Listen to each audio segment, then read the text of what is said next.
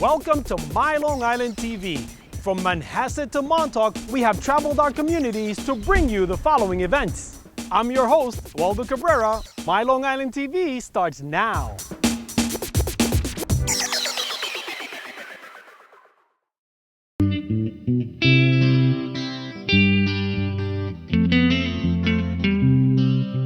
Welcome to Early Girl Farm. Here I have 1 1/4 acres of organically grown vegetables and herbs. I was in the restaurant business for over 20 years and I became very curious as to how food was grown and I wanted to know about it. So at one point in my life I was a partner in a business in the city. I sold my shares and with the money that I made I treated myself to an education in farming.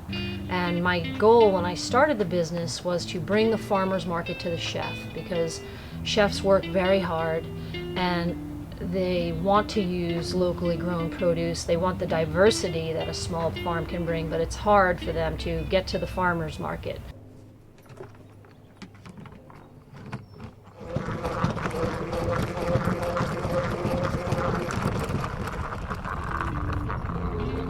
About 75% of my business is wholesale and 25% is retail. But the farm stand last year doubled its income from the year before.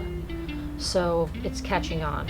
I go to chefs, restaurants, I bring samples, I computerize a list every Monday of availability, I do follow-up phone calls, I have my iPhone, I receive orders in the field, I update my list immediately from the field. I can take photos of the produce and send it to the chefs that are interested in it. If I eat at a restaurant and I love the food and I feel a connection, I usually approach the chef to see if they would be interested in buying some of our produce. Because for me, every time I plant a seed, I relive a dish in my mind that I've eaten it in 1,000 times. And so that's how we do it. Sour grass. Think it like you're eating a raw lemon. I would do a little bit of sorrel chopped on the strawberries with a sprinkle of sugar. I mean, it's delicious. In any place where you would use lemon, you can use sorrel. I like to explain what we do here because it fascinates me.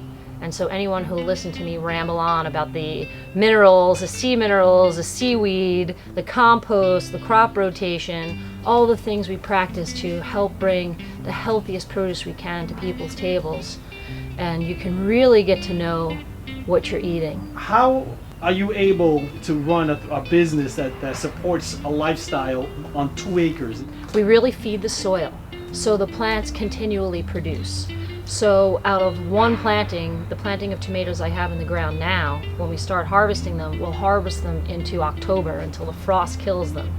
So because we have less space to care for, we can take really good care of it and the plants that live here. Throughout the season when they're flowering, we feed them potassium and different trace minerals that just keeps the plants keep flowering, keep fruiting. Plus we can get to everything, we can harvest everything all the time, and if you keep harvesting, the plants keep producing. It stimulates them to produce. And we use the perimeter of the farm. We're growing cucumbers and beans up the deer fencing to capitalize on space. So for myself, to make a healthy living, all I'll ever need are 3 acres altogether. We're delivering some of them first thing tomorrow morning, and when I say first thing, I'll leave here at 6 a.m. and the rest are going this afternoon. Hey, early girl.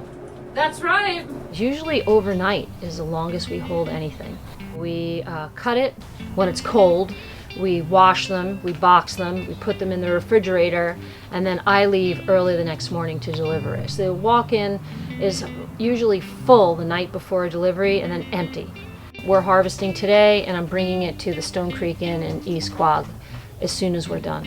And at the farm stand we harvest that morning or the night before.